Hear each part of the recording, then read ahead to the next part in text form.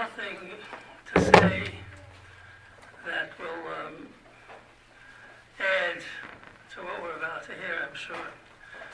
I want to speak on behalf of the whole of the yeshiva and to say on behalf of the whole of the yeshiva that we are very honored to welcome Rabbi Simes here. And he has a great deal to teach us.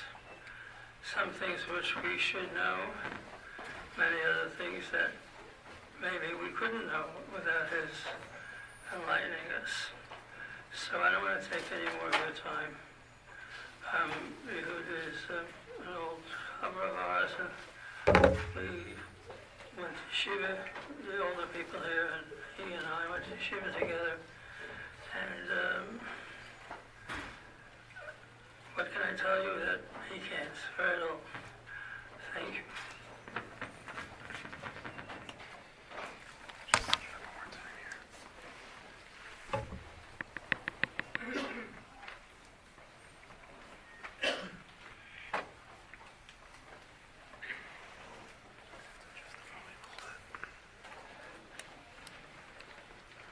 Thank you very much, Rabbi Trapper, and everybody who's here right now. Of course, I feel extremely privileged and honored, but I really must say that the emotion for me beyond the honor is really the sense of simcha. It's an unbelievable dream come true to be able to come back here and to see so many of my chaverim. It's difficult to put into words how much pleasure I have to be back here. It's just an amazing thing.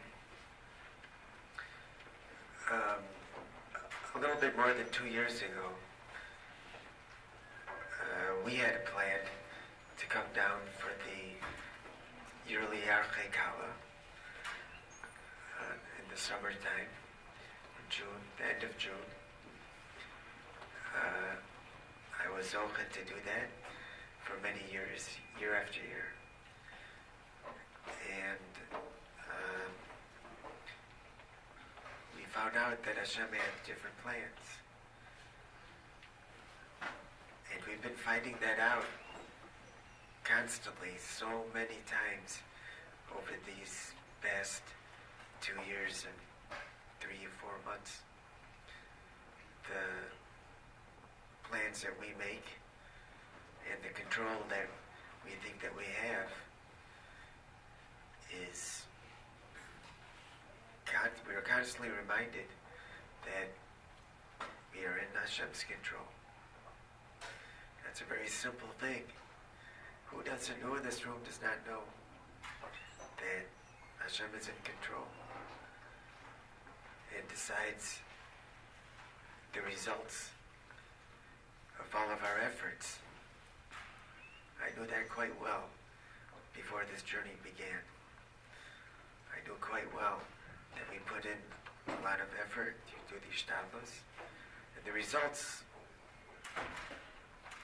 are not our choosing, but they're Hashem's. The very first thing that I learned after losing control of my body was that all of the shmuzin and all of the words and the Musar Svarim, everything that I thought I knew, were simply words. It's an incredible thing. You think you know something, and then something happens, and it's very humbling to realize that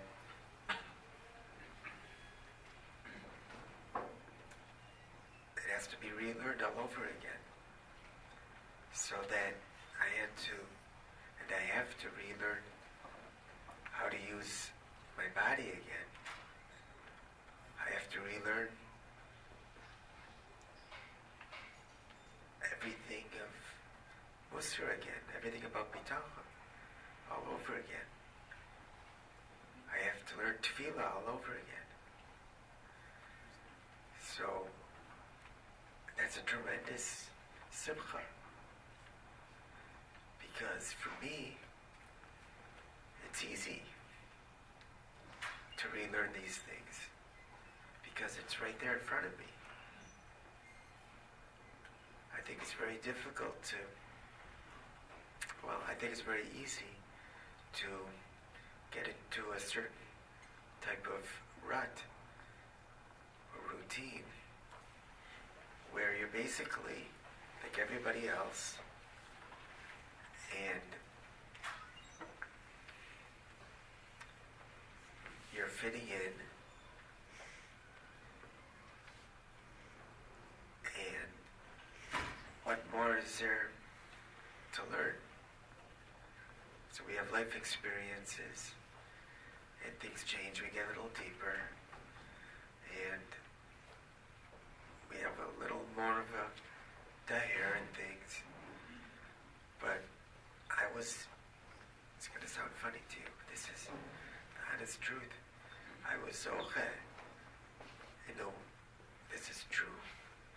Of course, there's a lot of things. Overall, we don't ask for nisyonos.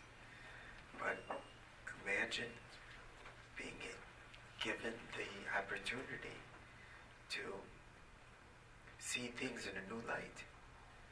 A completely fresh, new light. Because of this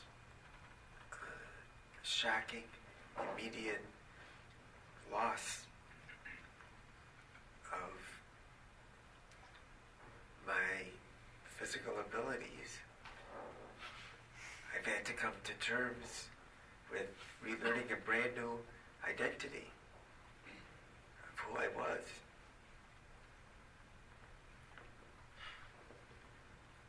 So, who among us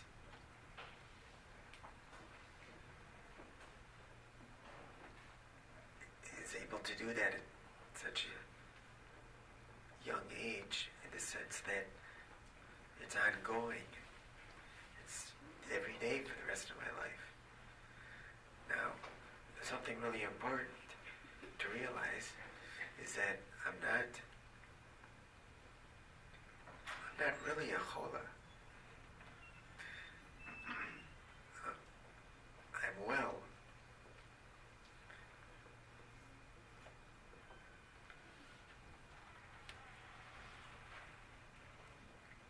I have limitations and limits, but I'm really the same person, just regular guy that I was before. When I left the yeshiva, I knew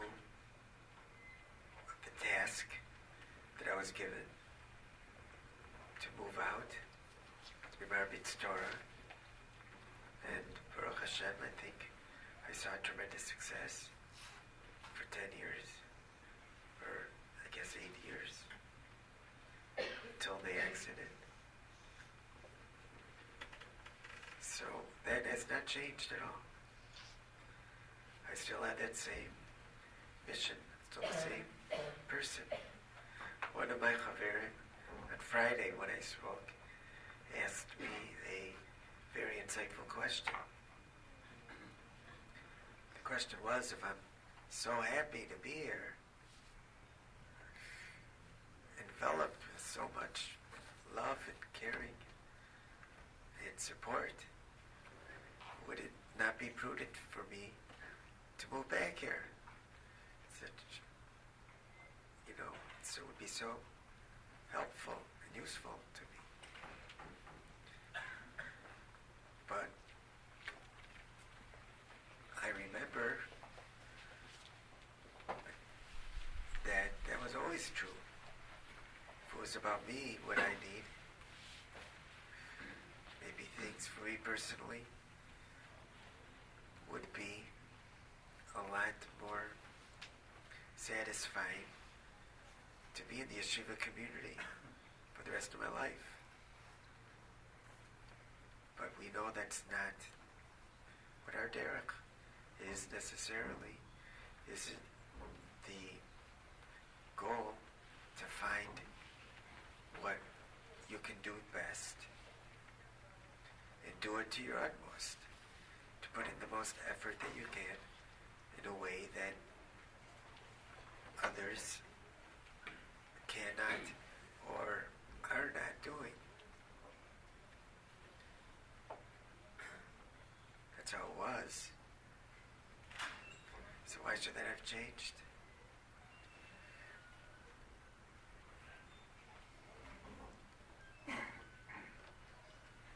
I think the main thing that I try to focus on is to always remember what's the ikr and what's the tafel.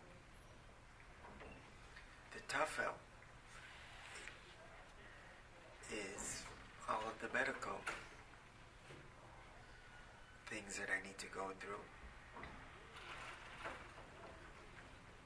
I will not make that the anchor of my life. Why would I? Why would I want to do that? The anchor of my life is Arbatzas Torah. I can do Arbatzas Torah here. I can do Arbatzas Torah there. But either place, I'm not going to do it the same way. I'm going to be at much lower percentage as before. But isn't that what Hashem wants? All of us to fulfill our potentials. My potential now has changed. But I still work as hard as I can. It is very easy to become, in my position, to become very complacent. And to say, I accept everything. I accept it.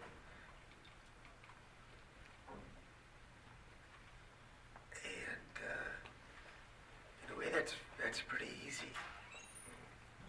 It's pretty easy to leave it up to Hashem. I accept it. But that also is Yetzer Hara, because that leads you on a dangerous path. Because if you just open yourself up and say, Hashem, you do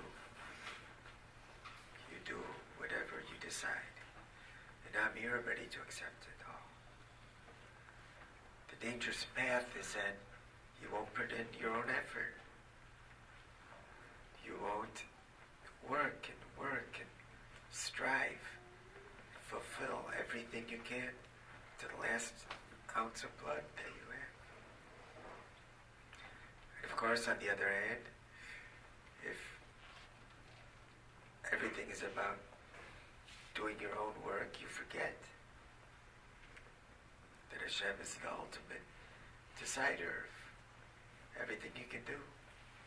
It's such a thin line of demarcation.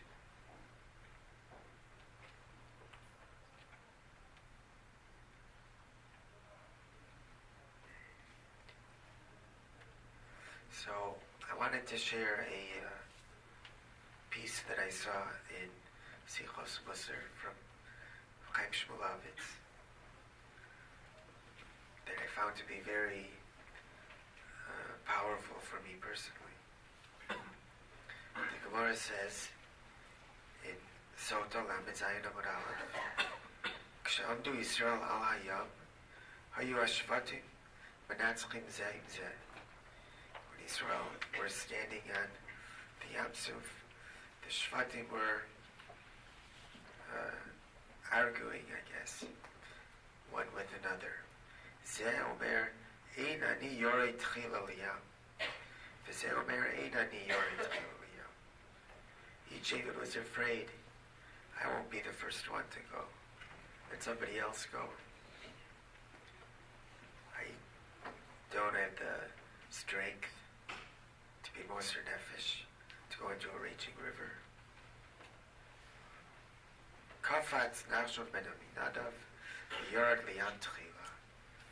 So Nachshon ben Aminadav jumped up, and he was the one who was Yori to the before everybody else, and he received a great reward. So normally we laud this amazing accomplishment that Nachshon ben Aminadav was the first one. He was the one who was ready to be Moser Nefesh. But actually, it's important, if you analyze it, to think, what about all the other Shvatim? How could it be that there was nobody else who listened to the Tzivui Hashem to be Moser Nefesh? Throughout our history, even the Pshutei Am, Moser Nefesh, gave their lives. Again and again throughout history, our recent history, they gave their lives. How could it be? They said, Einani Yorei Tchila. Where was everybody? So his answer, for me, is amazing. And I would never understand it the way I understand it now. The answer that he gives is that the Nisayon of that time was not to be Moser Nefesh Lamisa. If that was the case, there would be no moment's hesitation. Moser Nefesh Lamisa is a path that was blazed already from the time of Avram and Yitzchak. And that's in our genetic material. The desire at that moment was to be Moser Nefesh al Manas Lichios. The Mesiras Nefesh was to look at the danger, to look at the raging water, and to be markish that there's no difference between the raging, overwhelming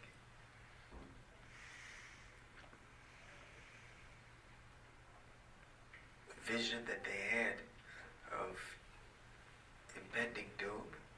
No difference between that and dry land. Because the Tzivui Hashem, the Ratzon Hashem was that they should go. It was only Nachshon who only saw the Ratzon Hashem. The Ratzon Hashem was go onto dry land. There's no more dry land. There's no dry land.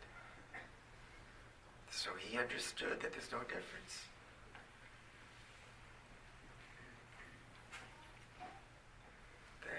That's life. There's life amongst overwhelming, surrounding difficulties, challenges. It was only he who was able to walk that line. And that's what I try to do at my small, meager level. I try to live life to be the same Yeshiva Simes that I was and that I am.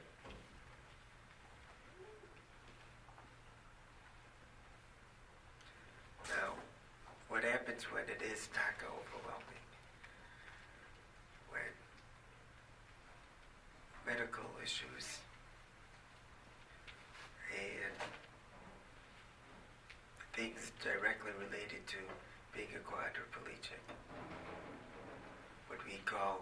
quad moments. What happens when it's so hard, it's so difficult.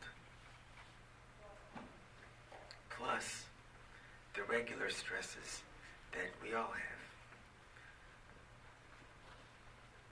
So, what do we do? So, the only thing I can do is remember what we were taught.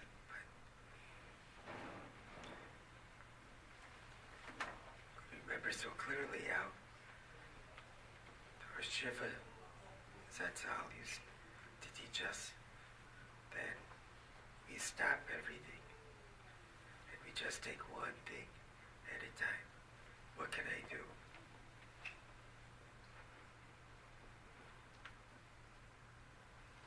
Don't get overwhelmed by your challenges. Instead, find calmly, find what you can do. And don't worry about everything else at that moment. This actually is what's happening now with the weather. It's a perfect example. Because for me, my condition being so far away from my caregivers and my doctors and my medications that I need and my therapies and electricity for me are major issues. I need to sleep on a special air mattress. Because I don't move, I'm at risk of developing very threatening pressure sores. So I have this air mattress that is constantly moving air around. That works on electricity.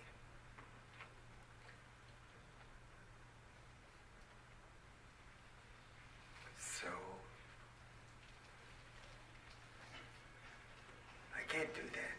I'm going to control the weather. I'm going to worry about the weather. It's so not worth it, really. It's not worth it to kill your day. Besides flying back, turbulence,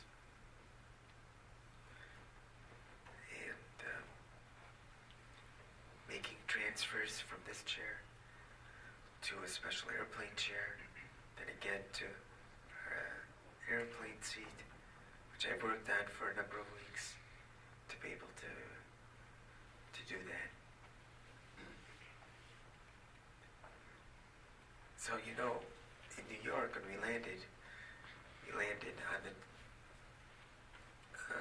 we weren't connected directly to the terminal.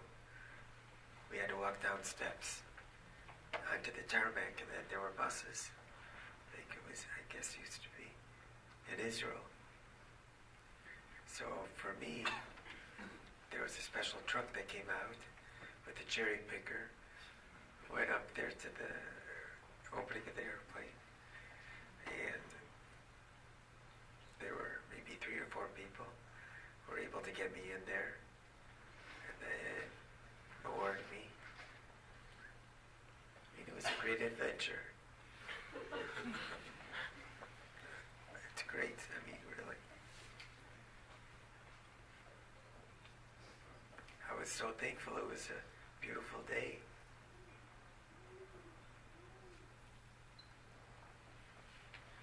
So of course, now I can worry. What if it's raining? What if it's cold? It takes a long time for me.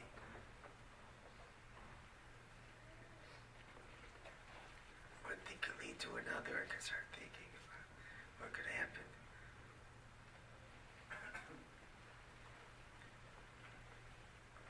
have a sense of humor. Because you're not changing anything. It is what it is.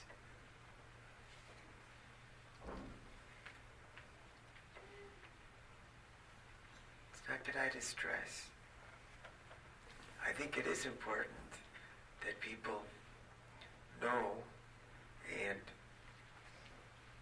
understand what their challenges are. There's nobody that doesn't have difficulties or challenges. Know what they are and deal with them. Work it out. Don't be afraid to do that. Get the help that you need. It sounds so simple. But you can do that. For me, it's a lot easier because my difficulties are front and center.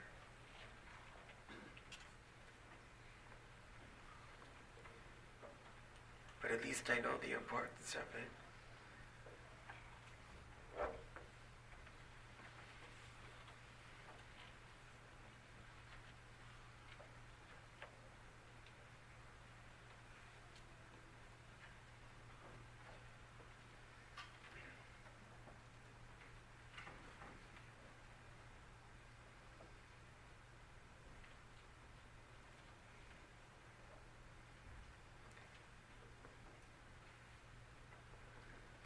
There's so many things I could say over, the past,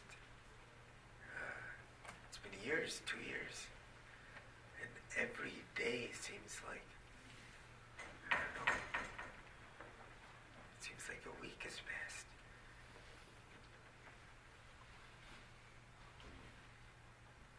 I don't know where to start. Maybe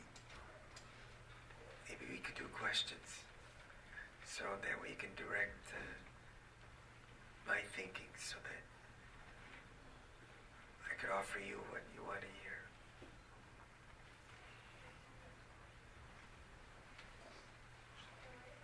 Yes? Is there a process at the point where you are now and the people who are comfortable with sharing with us? Was there a process?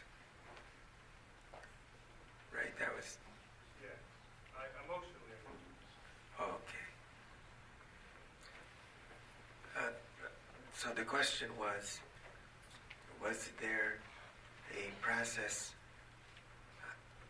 emotionally, or what? Obviously there was a process. What was the process to reach where I am today? So the answer is yes. It's ongoing.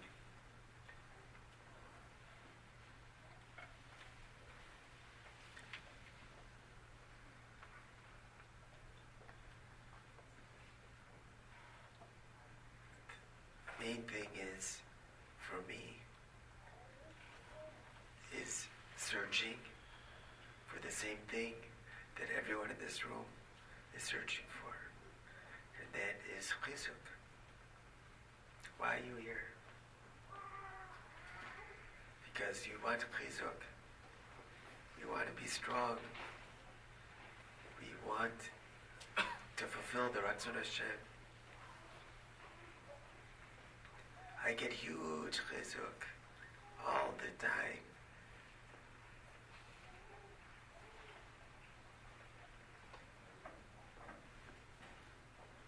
You know what kind of chizuk it is to make a trip like this? To be able to sit here right now. It's unbelievable. I'm going to draw so much inspiration. That's going to propel me to do more and more. Emotionally, it does amazing things.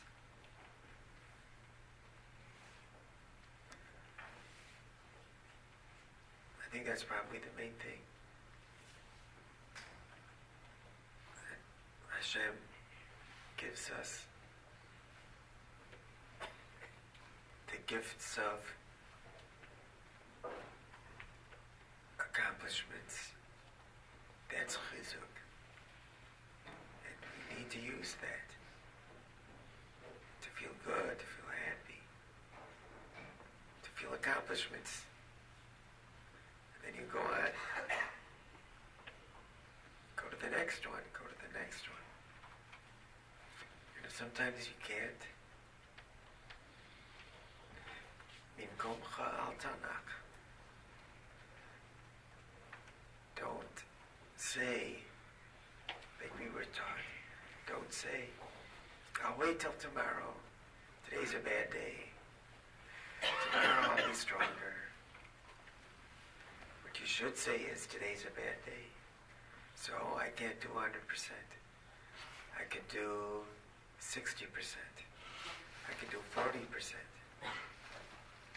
You do every day as much as you can do, but you do it. You're realistic. You don't overdo it. It's also something that's difficult for me to know how much, but we can do a lot more than we think we can do. Don't always worry about doing 100% every day. Some days you're going to do less, but you have to do the less. Do it as much as you can. Okay, I hope that was enough rambling. Yes? Just want to know, are you still just doing the kufa and on the feeling of getting worried potentially? Worried about how would this work out, how would this work out?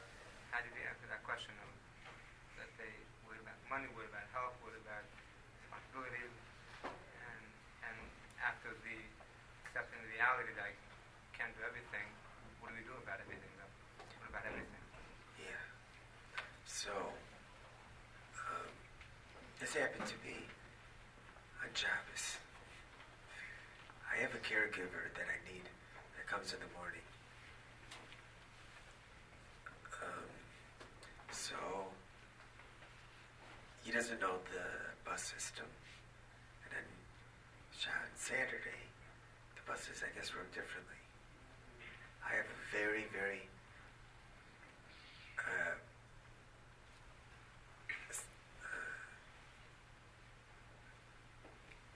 regulated system that needs to be on schedule. So the guy's not showing up. Hashem, I came all the way here. I want to go to Yeshiva. What's he do? What's Hashem doing to me? And I'm waiting. He's not showing up. So this is what I did. I said,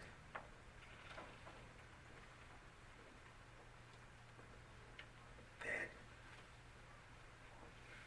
there's absolutely nothing I can do to make him get here. I threw it up to Hashem, telling you I was calm. I said, Shlach Yavcha al Hashem, Hu Yichalka Leka.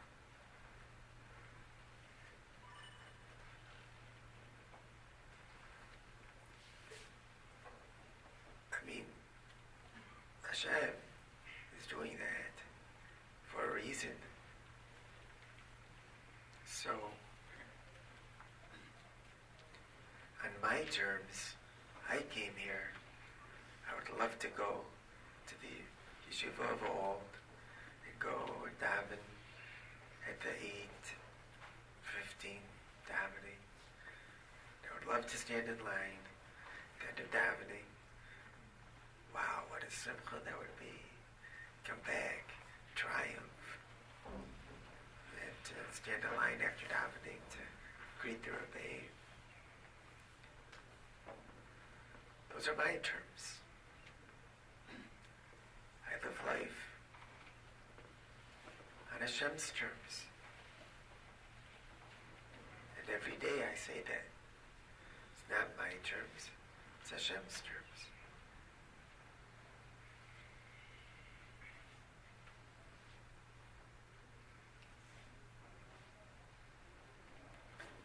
Okay, any other questions? Yes. Initially, what was your reaction, and what was the first step you turned to in order to get to where you are today? The first step, like everything's for a reason. The first initial mindset. Like I would imagine it's very hard to just say everything's for the best and and get on your way. It probably took a lot of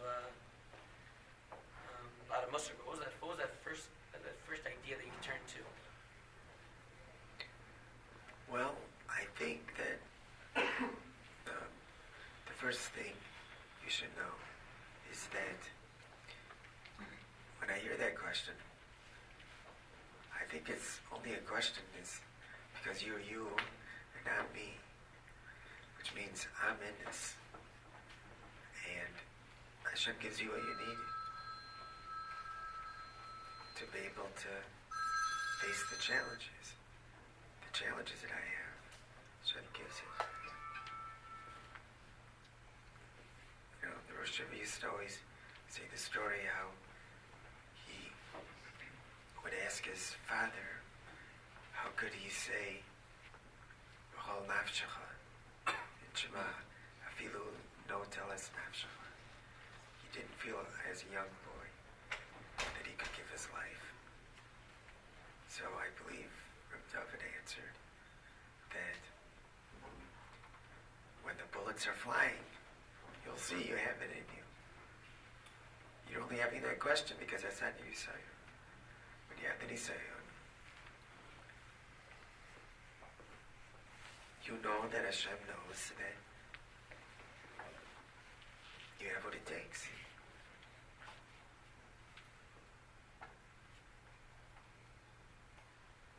I forget what. Yeah. So what was the question?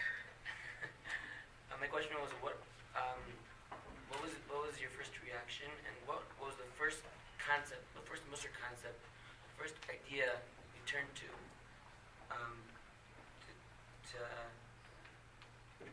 move you along in your path to where you are today? The first idea. Okay, so I think the first one is that Hashem believed in me. That was the first thing. The first thing is that I needed to feel that belief in myself, that I had the personal esteem that I could do this. I could face up to this. So I felt that if Hashem believed in me, then I can believe in myself. That was really huge. Coming to grips came hand in hand with self-belief.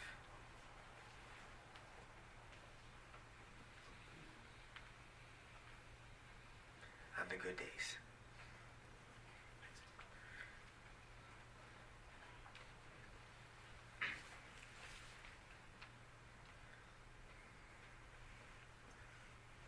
Yes. So you sound so positive. Like you still have days where you the assignment's too great, and you are angry at Hashem that He gave you this challenge.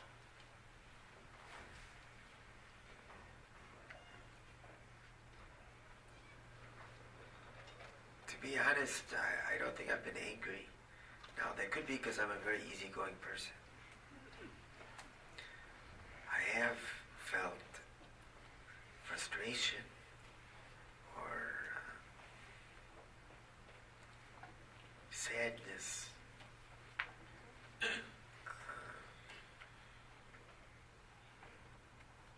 I really don't think I ever felt angry. I don't.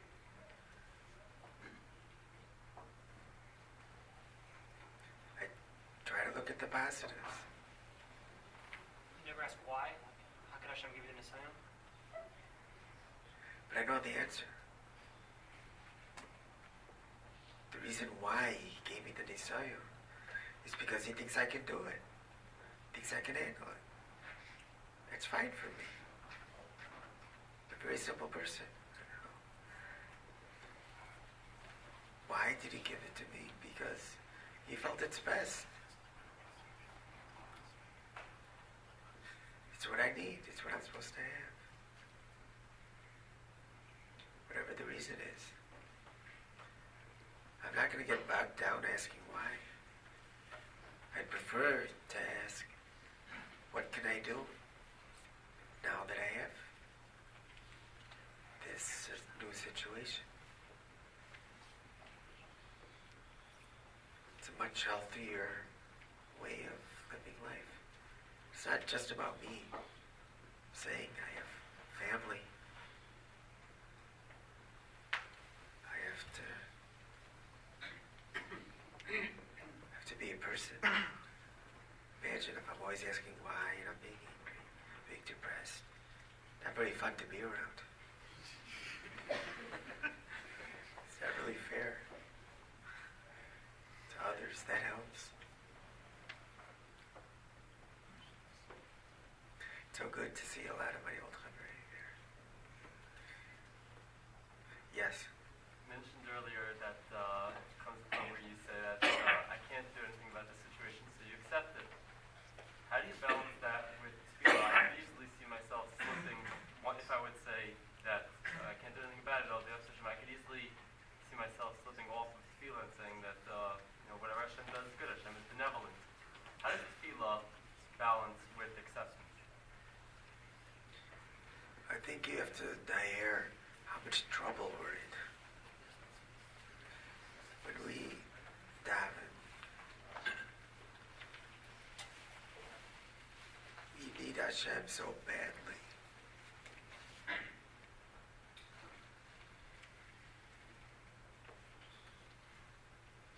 And we can't do it. We cannot do it without Hashem's help.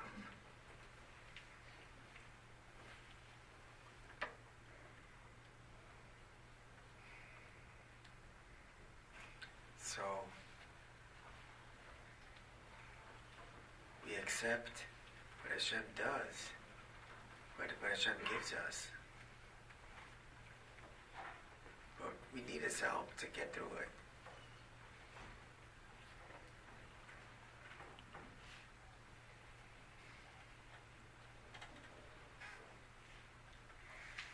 I hope that makes sense to you.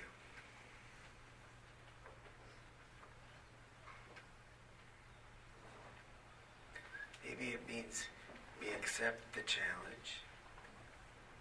Here it is. Here's my challenge. But I can't overcome the hurdle without Hashem's help. So I daven.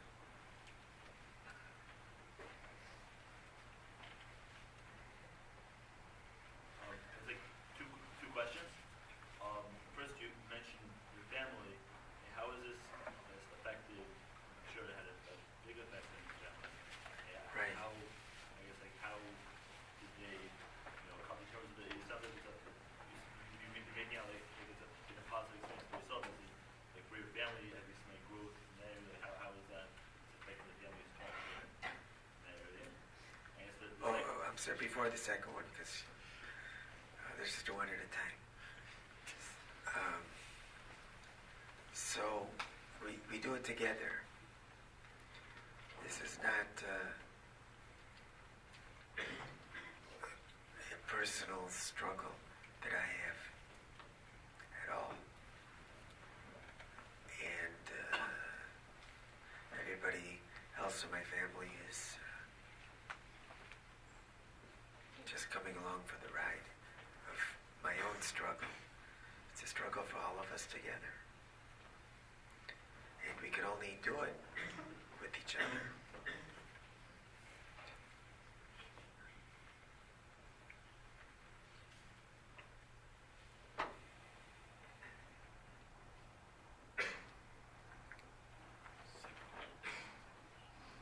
On the, I guess the second question is that there are a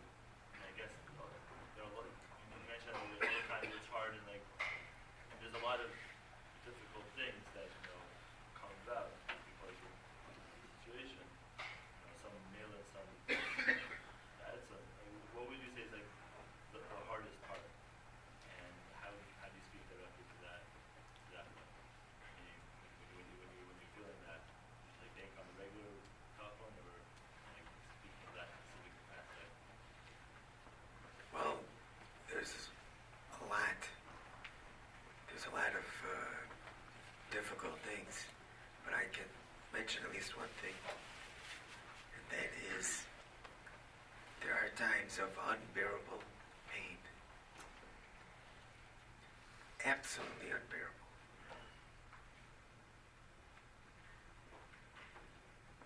So, in the beginning, when those happened, when those incidents took place that caused me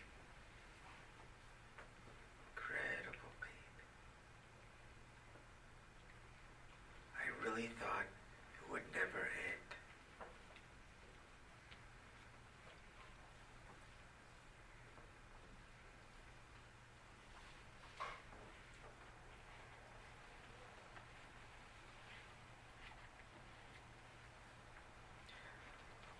I felt like ripping my head off. I remember crying and screaming. Just ended. And I thought it would never end. So, when that happens, again, and thank God it hasn't happened in quite a while, but when that happens again, now I know it doesn't last forever. Never lasts forever. There's a cause. We find the cause. We do our ishtalos to try to fix it. And then it subsides. I'm talking about a specific type of pain that's caused by spiking blood pressure. So there's a cream that they put on to very quickly and drastically lower the blood pressure. And then the headache subsides. So it won't last forever. When there's pain in I have muscle pain, neurological pain. Eventually it's going to go away.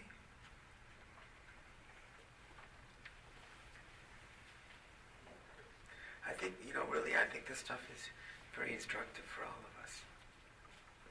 These things I'm saying, no. I don't think this is really different than anybody else's situations. Everybody has pain. But it won't last forever.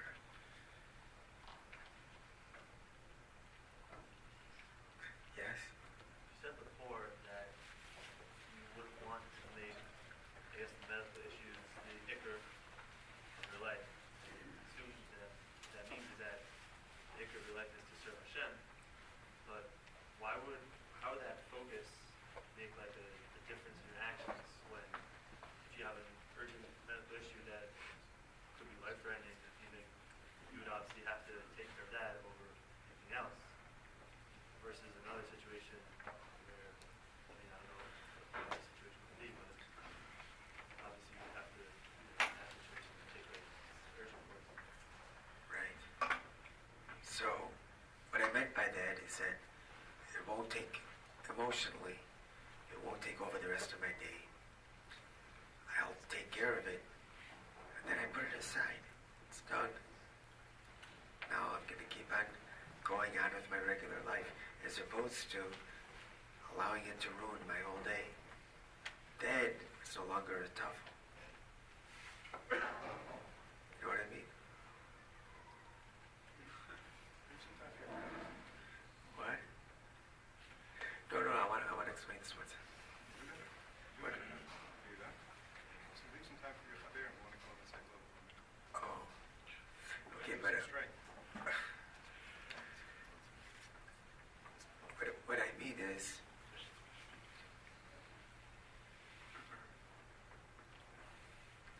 medical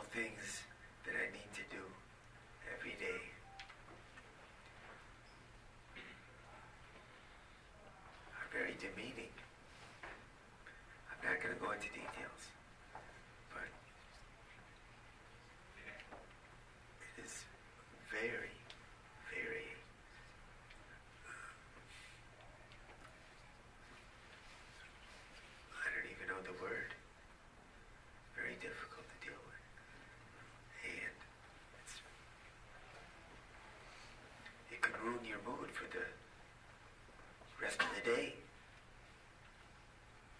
Till the next day, the same thing happens.